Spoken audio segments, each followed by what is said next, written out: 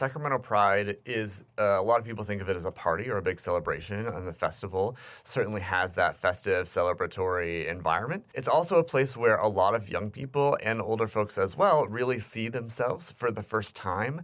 They see a same-sex couple pushing a stroller and think, oh, I could have a family one day. They see a gay realtor that's like talking about home ownership for them. They see young people that are like them and their peers in the community, and like, oh, there are other people. I am not alone in the world.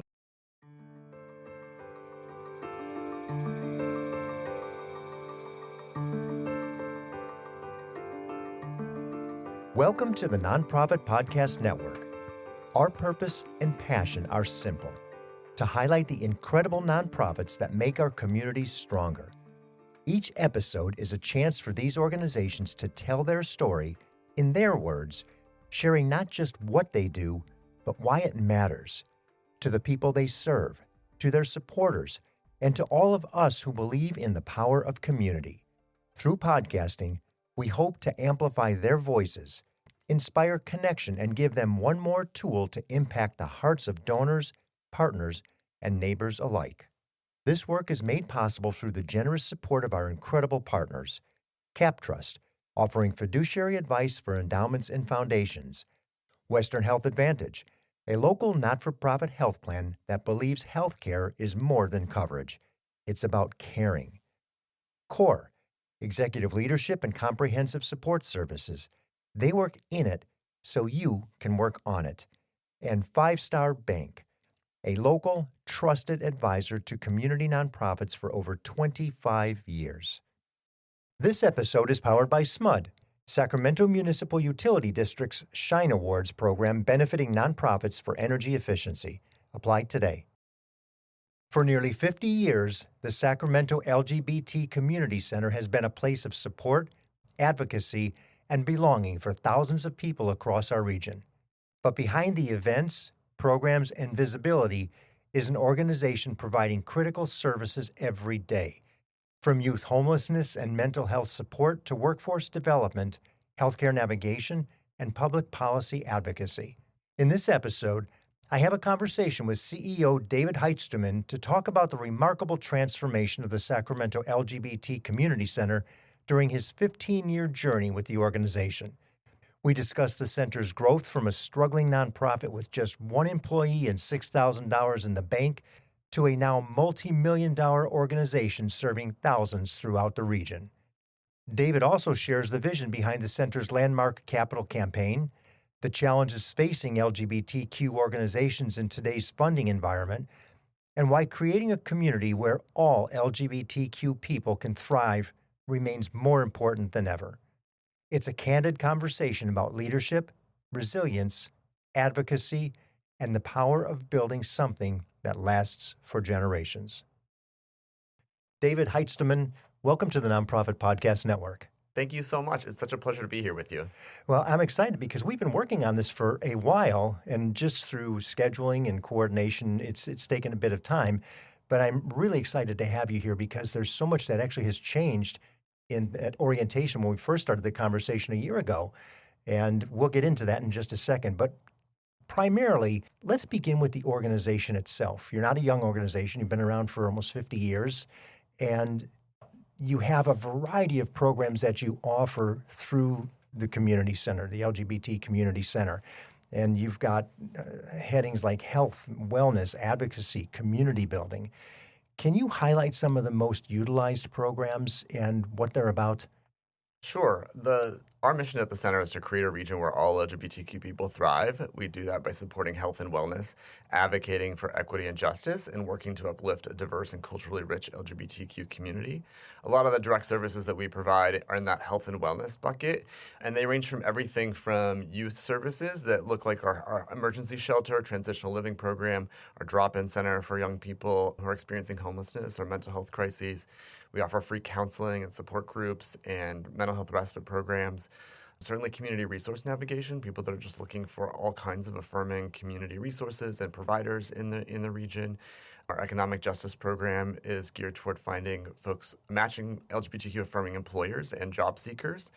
So it's sort of a workforce development program, sexual health services for HIV and STI testing, partner services, PrEP navigation, all the things that keep folks healthy in a sort of gender and sexual health respect. So there's just a variety of direct service programs. And then certainly our advocacy work centers on both public policy initiatives here at the local level and at the state and national level with partners. We also do a lot of cultural humility training. So we're trying to create safer, more affirming and supportive environments in every workplace, in every healthcare environment, in every school and law enforcement agency to try and really ensure that even if someone's not within our doors at the center, that as they go about their lives every day, they can do so in a way that really puts them on a pathway to be able to thrive and not just survive. That's a huge spectrum of service to the community. I mean, that's a lot of work for one, especially when you get into the advocacy side of it versus the actual direct service side of it. And you've been there now 11 years plus 4 years prior. Yeah, just about. So I've been in total with the organization. So I had been with the organization in total of 15 years. I came to the organization as a volunteer and board member, was the board president for about 5 years while I was still working in the Capitol, and then became the CEO just about 10 years ago. Okay. A lot's changed. Our city has changed. Our governmental status has changed. Our federal status has changed. What are some of the things that you've seen maybe specifically to Sacramento that you can highlight as you recognize them coming through the community center? Sure. The center and the community and the city have evolved a great deal since I moved here in 2001. Yeah.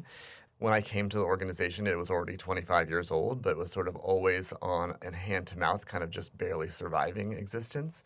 We had about $6,000 in the bank and just one full-time employee, and they were expected to do all of the things for all of community, which was just never, ever going to work. No. And it was really evident in the way that we were operating. But I think the biggest change that's happened over this time is that there's both an increase in visibility for LGBTQ people in popular culture, in research information about the disparities that we experience. Certainly more support from elected officials and from our state in terms of both legal protections and allocation of resources to address those disparities. So there's both this sort of parallel track where there is increased visibility, there's increased political attention and power and advocacy and resources that have been available, and then the center it really leaning into making sure that our elected leaders and folks in positions of power know that we are the closest ones to the problems that need to be addressed and are uniquely positioned to help solve them. And so developing those partnerships to fund the needs that have always been there. That was beautifully said.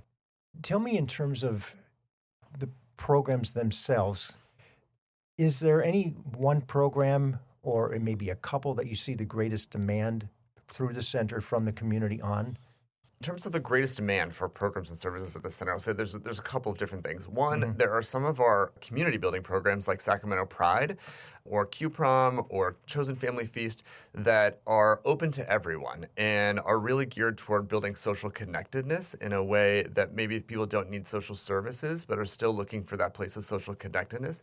And they impact the largest number of people, right? Tens of thousands of people come to Sacramento Pride. But they're not necessarily the folks who are most in need or most on the margins necessarily, although there is a significant number of them who are seeing themselves for the first time at those events, and then access resources from there. So the things that we see people coming through our doors most often are young people who are just coming out or are struggling with their mental health, with their identity, maybe housing insecurity because their parents kicked them out of the house. A variety of different things. So these are just young people, and the youth services that we provide are probably the oldest and the most popular. That's a lot. We're going to get into that with personnel and how that all works in terms of the organization itself. But before we get there, one of the things that's really important, we see it in so many organizations today, we see it as an expectation on grants today, is collaboration.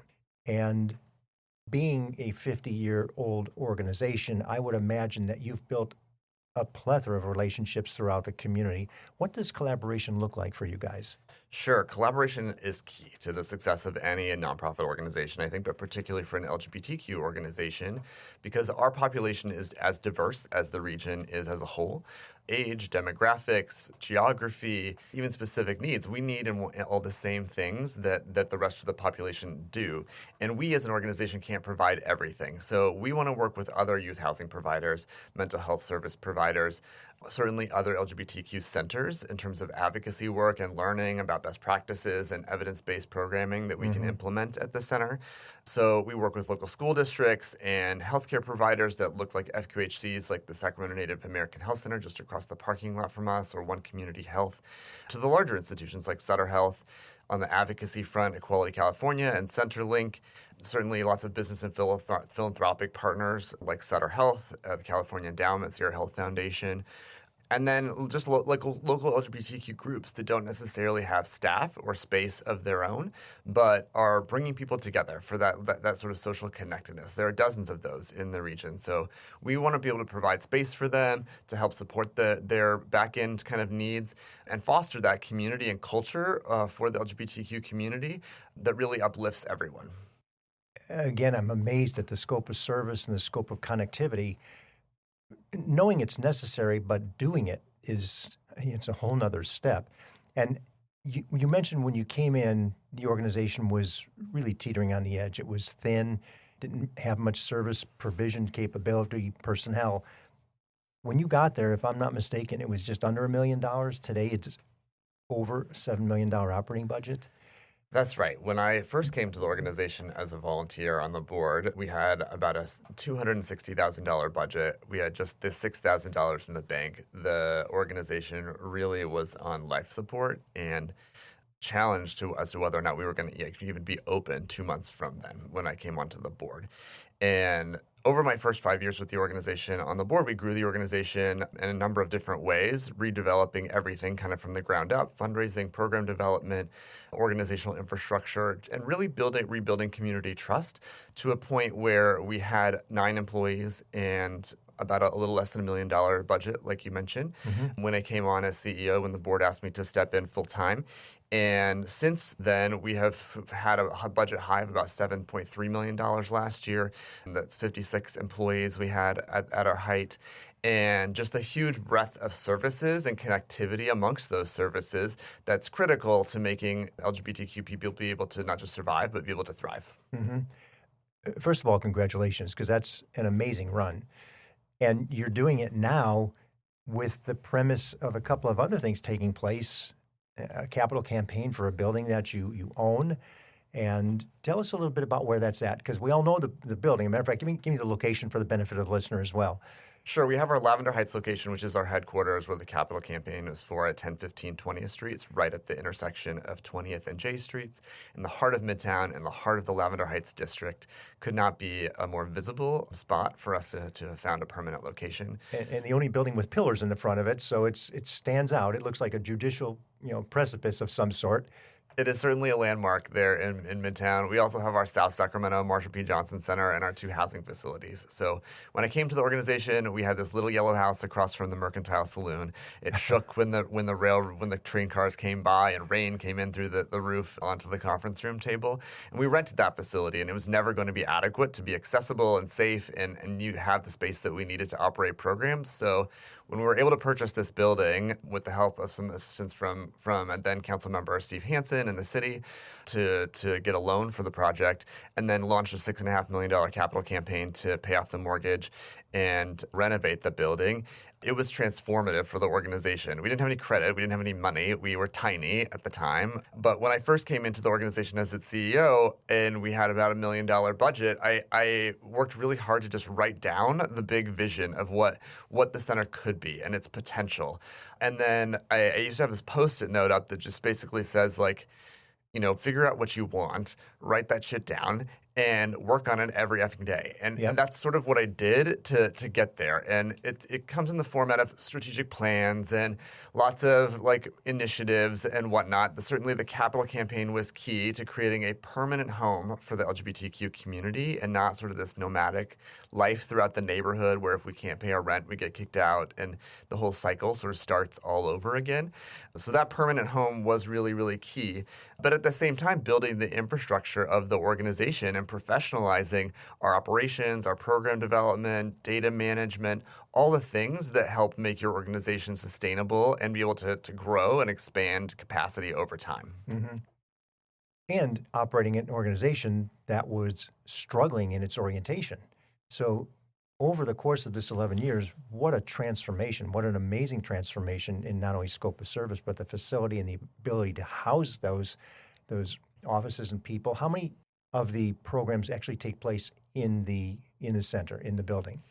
Most of our programs and services operate out of the headquarters. Some of them also operate out of our South Sacramento location, with the exception of housing. So our shelter and our transitional living program are at their own facilities. We don't. No one sleeps overnight at the center, right, in Midtown. Okay, and then as we're on the conversation of funding, you got through that capital campaign. We understand there's still a few more things to go, but you have a variety of things, including some events, which I have to admit, some of the names that you've come up with for events like Mama's Making Bacon are pretty memorable. And I like the catchy tune and the things that you do because you do it almost with a lighthearted attitude. And we're going to have some fun with whatever this is. We've also just seen an incredible Pride event down in the Capitol Mall, 2 days of events and activities and sessions and connectivity, but educational opportunities as well for people to understand what sort of services are available to them, what sort of organizations are available to them. Tell me a little bit about what that all means to the community. Sure. Sacramento Pride is, a lot of people think of it as a party or a big celebration, and the festival certainly has that festive, celebratory environment. It's also a place where a lot of young people and older folks as well really see themselves for the first time. They see a same-sex couple pushing a stroller and think, oh, I could have a family one day. They see a gay realtor that's like talking about home ownership for them. They see young people that are like them and their peers in the community and like, oh, there are other people. I am not alone in the world. In fact, there are thousands of people all around me who are joyous about this experience and their lives, and really opens their minds. As you mentioned, it also gives them access to nonprofit social services, to businesses and organizations in the community that support the LGBTQ community. There's certainly a really big element of support for LGBTQ culture and artists that are performing at Pride. It's an economic engine for the region. So if you think about the hundreds of thousands of dollars that go into producing these events, which we do as a community engagement event, it's not a fundraiser for the center. This is really a community engagement event that impacts the lives of thousands and thousands of people.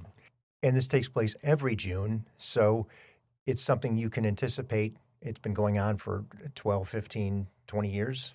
Yeah, I mean, Pride actually predates the center, so it's more than 50 years old. Oh my gosh, okay. And it started out in a small like park setting, and original Pride events were protests against police violence and discrimination and harassment, and they were protests that continue to live on in the Pride March that's part of the weekend.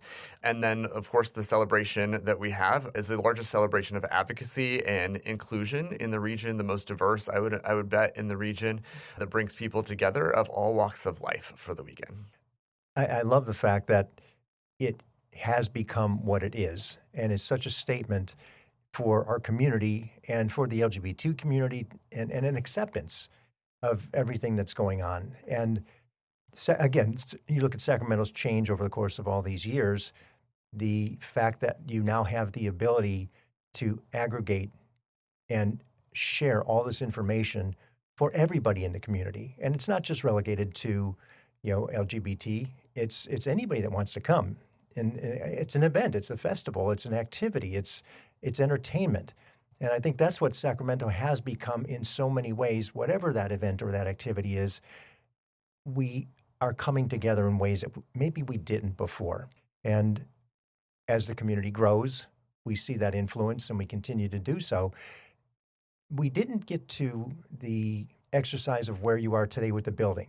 We know that you got the building, but I want to go back to that funding just a little bit because we're going to ask a question in a minute that you stated, and I love it because you manifested this thing yourself.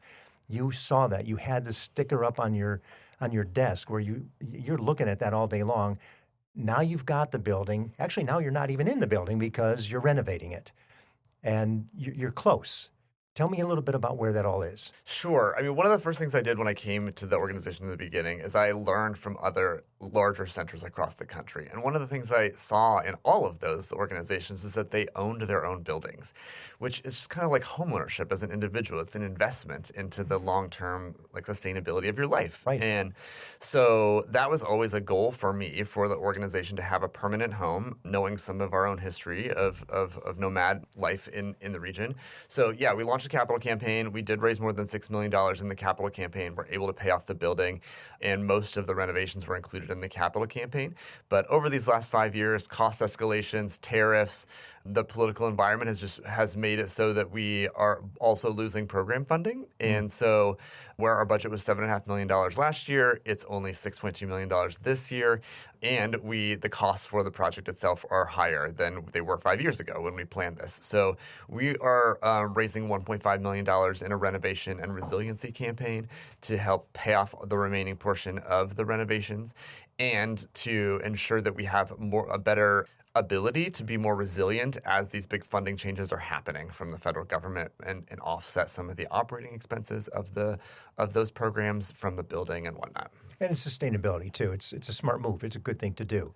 For sure. I cannot wait to cut the ribbon. I'm sure and you can. To celebrate with community a permanent home that community owns, that can never be taken away, that has space for expansion in the parking lot, and is going to be accessible and beautiful and functional and really represent everything that the community deserves and has deserved, but has never, ever had in the organization's almost 50-year history. Well, I can imagine just the excitement in the community because it is so visible. You can see progress and people can see activity, and they're seeing this on a daily basis, probably asking you all the time, David, when? Well, we're just in the demolition phase, and we're getting into the construction phase here soon. So from the outside, you see a construction fence in the parking lot. You haven't quite seen many outside changes yet. But believe me, I am one to want to sneak in and see just the demolition. I'm very excited about it, as this was a 10-year vision that is finally coming into reality. What a great feeling that's got to be. I can only imagine. It's home ownership for you. I mean, we tend to spend more time at our workplace than we do in our own personal homes, and I'll bet that is the case for you as well. It absolutely is. I used to walk by this building for about 10 years before I even came to the center, and thought if I ever won the lottery, this is the building that I would buy for the center. And I won't go into the whole story of how we got there, but it was very serendipitous that we ended up being able to purchase this building in the heart of Lavender Heights that is incredibly visible as a landmark. And I'm just very excited for it to be open to community later this fall. So on that comment is the very next question. If there were a situation where a donor, a philanthropic entity says, hey, we like what you guys are doing. We like what the organization represents in the community. We'll give you a blank check if you give us the right answer. Mm-hmm. You've already taken some steps to that vision of what it looks like, but now that you've got the building under your belt, what does the big vision look like if it was an unlimited budget? It's a great question because there's an unlimited amount of need, I would say, for community members, really, right? So from my perspective, what I would do and what I would propose are things that are going to be lasting forever. A wise colleague of mine named Lori Jean once told me that the highest and best use of every new dollar isn't necessarily for more program. It might be for the infrastructure of the organization or building something that's permanent. So I would say like investing in the long-term sustainability and the resilience of the organization and the services that we provide. Probably we're not going to end youth homelessness or HIV infections anytime soon, right? So being able to pay off the renovation, build a giant tower on the parking lot that could co-locate our shelter, our transitional living program, build like permanent supportive housing units and affordable housing units, all there on site, co-located, where those services could be much more interoperable would be really, really great. And it's the sort of thing that's transformational for the next 50 generations, you know, not just for today, and is adaptable to whatever the community might need in the future. Being able to kind of like endow or create a strategic reserve fund that we would be able to access in times like these when there is political pressure and coercion and grant cancellations and stuff for nothing that we did or any failure on our part, just that the political winds of the country are in such a place that LGBTQ folks are being discarded. Mm-hmm. Let's take a quick break to recognize the support we get from those making this program possible and return to continue with David and the LGBT Community Center shortly. I'm James Beckwith, President and CEO of Five Star Bank. We're dedicated to supporting nonprofit organizations who advocate for the strength, resilience, and vitality of those they serve. When nonprofit organizations thrive, our community does too. By supporting the Nonprofit Podcast Network, Five Star Bank is amplifying the voices and meaningful impact of our nonprofit community. We're Five Star Bank, a trusted nonprofit partner. How can we help you? We are really excited to be part of the family and contribute to the work that you all are doing. CORE provides fractional and interim executive services, along with comprehensive back office solutions that go into our client sites and do the work to give them the capacity they need in order to move through transitions, whether that's planned or unplanned. Or companies also work with our accounting and finance, back office solutions, human resources, technology, and administration. The reason why our back office solutions add value is because we save them time and money, anywhere from 20 to 30% of what they would spend on that back office solution. We work in it so they can actually work on it. CXORE.com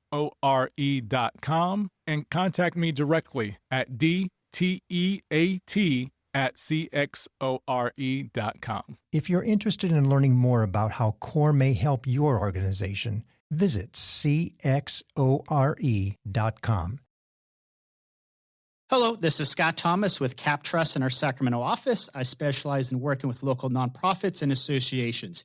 Annually, we survey private and public nonprofit organizations across the country to better understand challenges they see in today's environment. In our more recent survey, we heard concerns about proper board governance, mission-aligned investment, and how to implement alternative investments. If you would like a copy of the survey or to discuss your organization, look me up, Scott Thomas at captrust.com. At Western Health Advantage, healthcare isn't just a service. It's a shared value. As a nonprofit leader, you need a health plan that understands the importance of mission-driven work. Western Health Advantage is a local, not-for-profit health plan that supports organizations like yours with affordable, flexible coverage options for your team. But what truly sets them apart is their commitment to community, supporting nonprofits like the American Heart Association, Sacramento Ballet, and the Crocker Art Museum's Pay What You Wish Sundays. With access to top-tier providers and dedicated local support, Western Health Advantage is more than a health plan. It's a partner in your purpose. Explore your options today at westernhealth.com. Western Health Advantage, healthcare with heart. Designed for those who give back. Make our communities bright with Smudge Shine Awards. Now through July 31st, your nonprofit can apply for a chance to receive funding for projects that improve and revitalize communities in our service area. We're seeking proposals that support zero carbon workforce development, affordability and community resiliency, economic development, and STEM education. Smudge Shine Awards are competitive and funds are limited. Submit your proposal by July 31st. Learn more at smud.org/shine. Tell me a little bit. We would normally go straight to greatest need, but in terms of the funding, $1 million, yeah, it's a lot of money, but it's as a percentage from 7 to 6, not too bad. What are you finding in terms of grant applications and funding opportunities? What is your pivot to maintain? That's a great question. So our previous strategic plan was really focused on growth and expanding services and building all of the things that community were needed. We diversified our funding streams across like government grants, corporate and foundation grants, some event fundraising, earned revenue, all these different things that seemed like it would be long-term sustainable and stable. And it largely has been. However, we couldn't have predicted the intensity of the current environment where not only are federal cuts impacting us directly, but the coercion of the federal government against corporations and foundations and healthcare institutions and local governments where we won't give you money for this unless you do that. Right. Or if you do this and serve trans people, then we will not give you any money for X, Y, and Z. Or if you don't help us with immigration, we're not giving you any money for public safety. And the pre-compliance that I'm seeing with institutions and organizations is really frustrating. So we've moved from this place where we were very rapidly growing, had a lot of support from a bunch of different places, to an environment where grants are much more competitive. We may not even be eligible because we can't take LGBTQ or equity and inclusion out of our name and mission. Existence, yes. This is who we are. And so, the grants that we are eligible for are much more competitive. Organizations are making different choices about what they fund. They are deciding out of fear not to fund LGBTQ things or be associated with LGBTQ things. Like, this is Pride Month, and I bet you see a lot less corporate visibility around Pride-related things. Scrubbing things from websites and whatnot is really a big challenge, and it's both impacts us directly, the services we're able to provide, and it makes community members feel like less welcome and safe in those places. And that sort of double whammy has really inspired us as an organization to just double down on we're not going anywhere. We are going to be open and available and inclusive to community no matter what. And while our new strategic plan really was focused on internal organizational resiliency, completing this capital project, and that was the right thing to do just organizationally in our organizational development when we passed it last fall, or I guess 2 years ago now.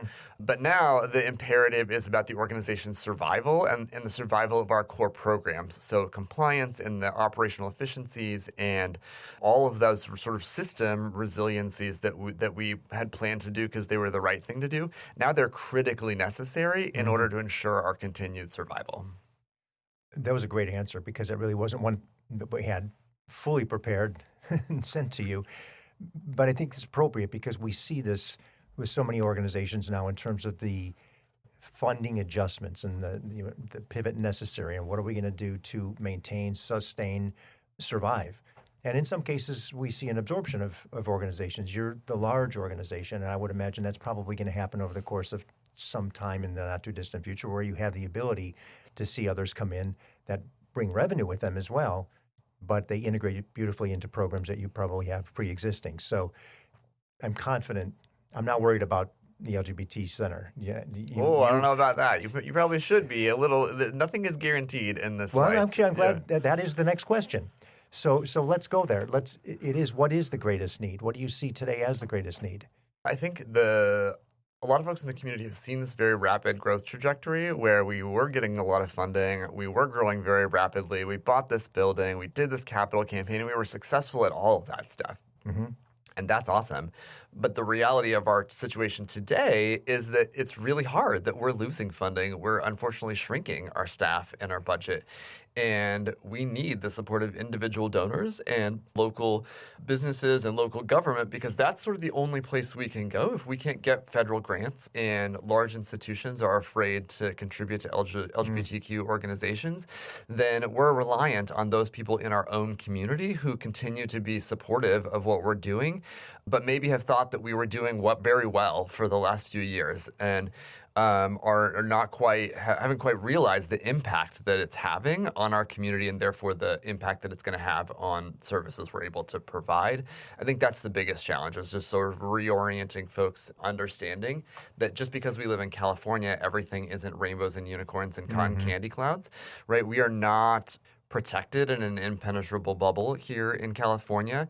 The impacts of what's happening at the federal level are absolutely impacting people in our community and us as an organization. And I appreciate you answering it that way. I think that's important for people to understand there certainly is risk here, and there is liability, and there is a funding need. So really that greatest need is funding in general.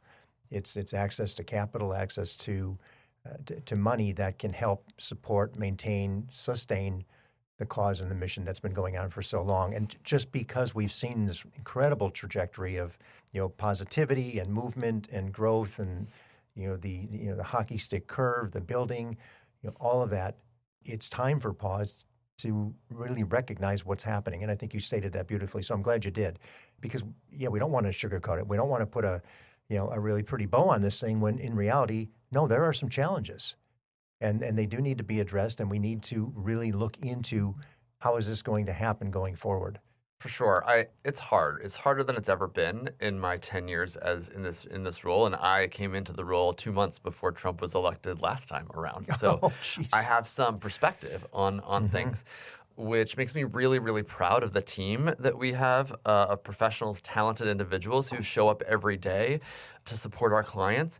And at the same time, they are experiencing the same kinds of fears and trepidation and experiences of discrimination or harassment and concerns that people that we serve are, because they also mostly identify as LGBTQ and have the same sort of experiences in life that we want them to bring. We want them to bring their whole authentic selves to work, but that means that they have to also reconcile what their own personal feelings with the needs that clients have every day. So, I just want to say, I'm really proud of our team that continues to show up every day for community members and our elected infrastructure in California. We're very fortunate to have folks who have our back and are suing the Trump administration and are doing things to help protect LGBTQ folks in the region.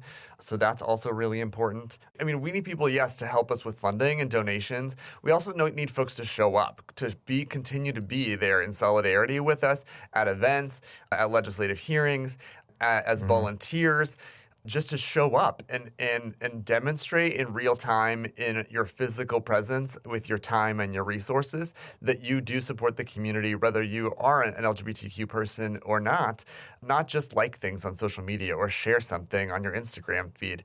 That's great.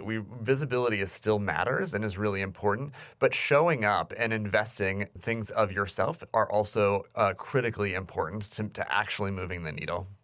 And we see that statement every June with the Pride event, the significance of the community. It is a significant community in every community of any city, in any size, to where they have the capability to put on some sort of an event, and it makes a statement.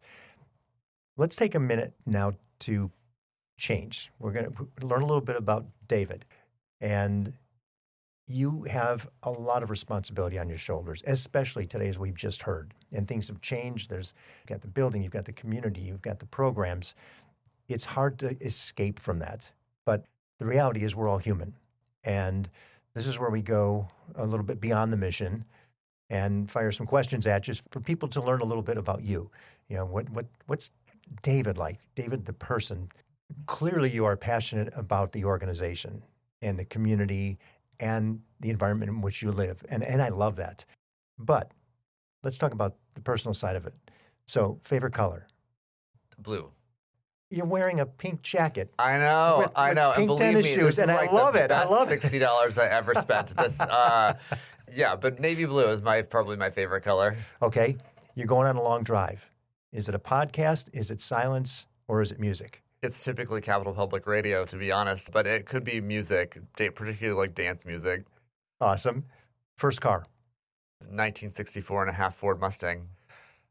The last guest we had sitting in that chair was a Mustang. Oh, yeah? It's funny that two people would have the same vehicle.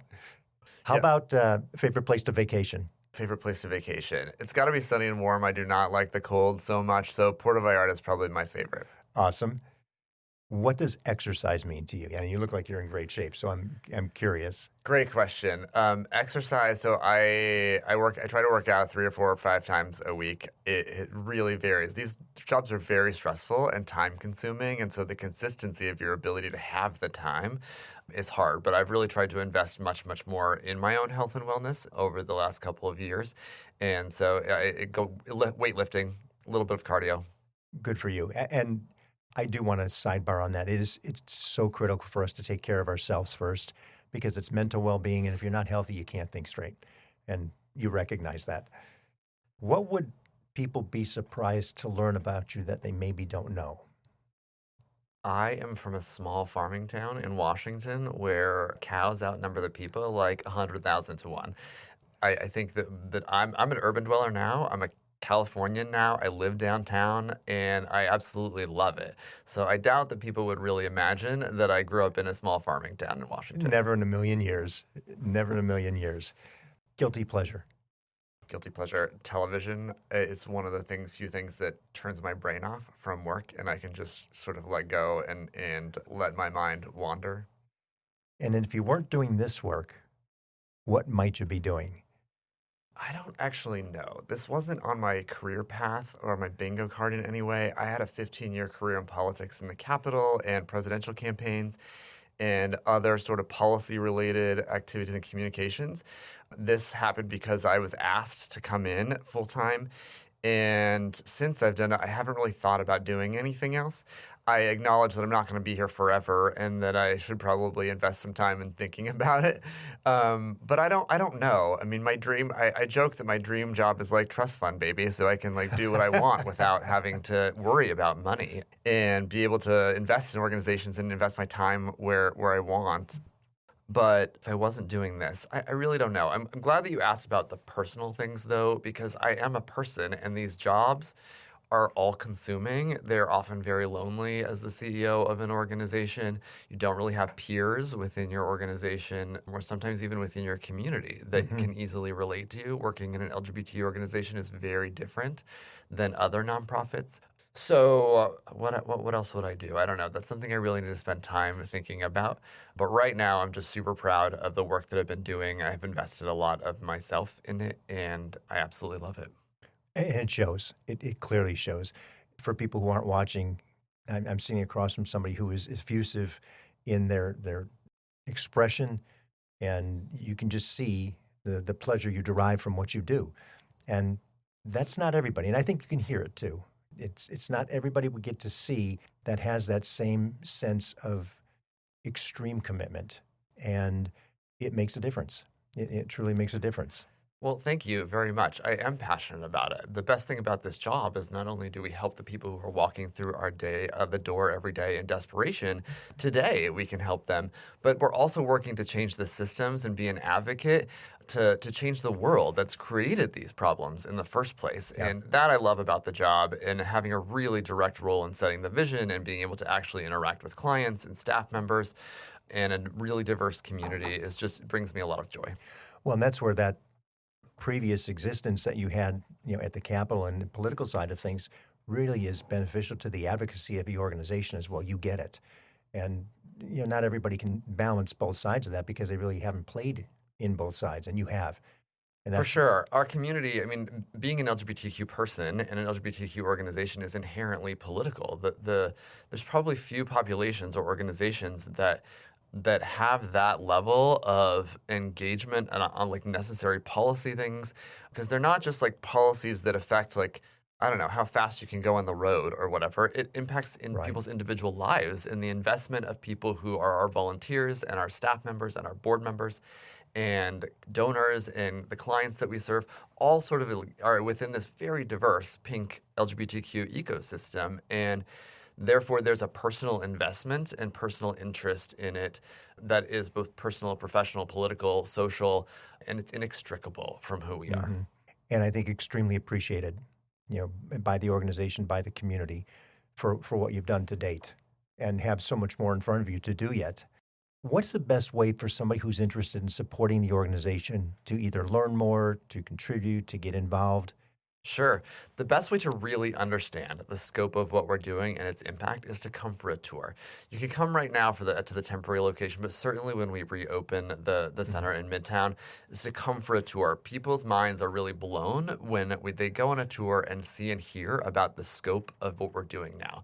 They have this idea about the little yellow clubhouse, and that's just not who we are anymore. Then I would say going to our website, sacramentopride.org for Pride or saccenter.org for the center. Our social media feeds are at Sac LGBT Center. Coming to events like I mentioned earlier, whether it's Pride or Chosen Family Feast or getting involved with Q-Prom, are all super important. But I also think investing in the organization as a volunteer, offering professional services, becoming a donor, and see how that feels and what that experience is like, and see if you learn something and if you want to get even more involved from there. And we will put those handles in the show notes so it's easy for people. They don't have to remember all those either acronyms or website URLs. We'll make it simple for them. David, what you and your team are doing, the commitment you've got to our LGBTQ community is so prevalent. And in support for those in need of the many services you're providing, it speaks volumes for not only the organization's presence, but you personally, because you are a part of it. You are the front person for the organization, and it's well recognized. So congratulations to what you guys have done, what you've accomplished to where you are at this point in time. And when the dust settles, I do want to come for a tour because I never have been either, which as we record this today, in June of 2026, we expect that maybe by the end of the year you might have that ribbon cutting. Absolutely. We should be back in the building this fall. Well, thank you for all you and your team do. Thank you very much. Now let's make something better. Wonderful. This episode has been powered by SMUD, Sacramento Municipal Utility District's Shine Awards program benefiting nonprofits for energy efficiency. Apply today.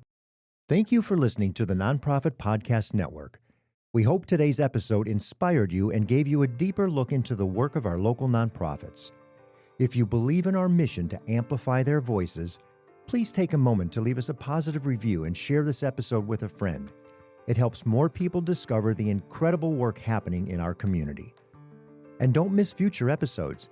Subscribe to our weekly updates and monthly newsletter at nonprofpod.com. And if you're part of a nonprofit that would like to be featured, we'd love to hear from you. Just visit the Guests tab on our website. The Nonprofit Podcast Network is recorded and produced at Hear Me Now Studio with generous support from our outstanding partners. CapTrust, fiduciary advice for endowments and foundations. Online at captrust.com. Western Health Advantage, local care with community impact. Find the plan that fits at westernhealth.com. CORE, executive leadership and comprehensive support services. Visit cxore.com. And 5 Star Bank, a local trusted advisor to community nonprofits for over 25 years. 5starbank.com.